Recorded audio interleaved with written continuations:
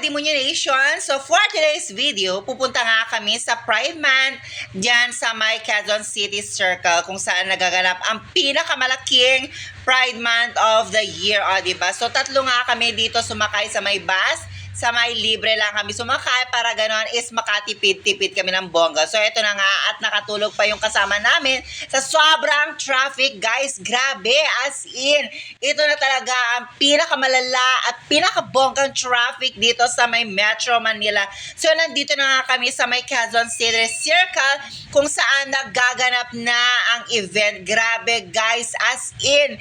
Sobrang daming tao, sobrang daming crowd, as in crowd na siya kasi nga na punong-puno siya ng tao. Tapos ngayon, so nalaman na namin na kinancel ngayon yung event kasi nga due to sobrang lakas din ng ulan, pero wala lang ulan dito, guys. So ito na nga, sa sobrang dami talaga ng tao, hindi mo ini-expect na ganito. Sobrang saya pa namin. Sobrang excited kami na umattend ng ganitong Pride Month sa year na to. So this is my first time na a-attend ako ng Pride Month. Pero I'm so very disappointed kasi nga sa nangyari.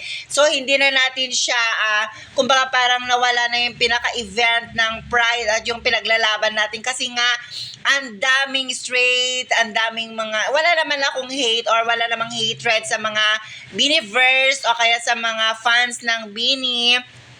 Actually, fans din naman ako ng Bini, pero grabe, as in mga bata, may mga, as in talaga sobrang dami, hindi mo talaga siya lubusang akalain na ganito kadami ang crowd ng Quezon City Circle Pride Month. So, sabi ko nga, so hindi na nga kami tumuloy dyan kasi nga doon nga lang kami sa may libreng sakay, sumakay. Then pagbaba nga namin, naghanap kami ulit ng sakayan kasi nga hindi na namin talaga siya mahanap kung saan kami sasakay sa sobrang dami. So, para na ring langgam, diba? As you can see naman, guys, yan yung pinaka-entrance ng circle kung saan ang daming tao, halos hindi ka na makalabas, hindi ka makapasok. So, ang init-init pati. Sa sobrang daming tao, lahat na lang ata ng Joyride, Angkas, Move It, hindi ka makapag-book kasi nga sa dami ng tao at saka sa daming crowd niyan.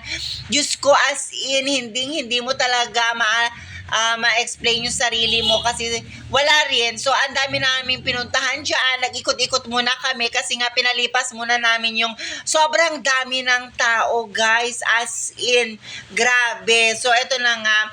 So, pagbaba nga namin dyan, dito nga para ito nga palang tao nito hanggang sa pinaka Visayas Avenue, diyan ang crowd ng tao, diba? As you can see, guys, as in punong-puno lahat ng mga sasakyan. Wala kaming masakyan diyan kasi nga siguro mga alas 12 na ng gabi yan. Nakauwi na kami mga alas 2 na ng madaling araw. So habang pinapalipas namin yung mga tao diyan, nag-uunahan na rin yung mga tao na sumakay sa mga taxi, kahit mahal, go pa rin para lang makauwi. So, sa susunod na yung mga organizer ng mga Pride Beach, sana maging perfect na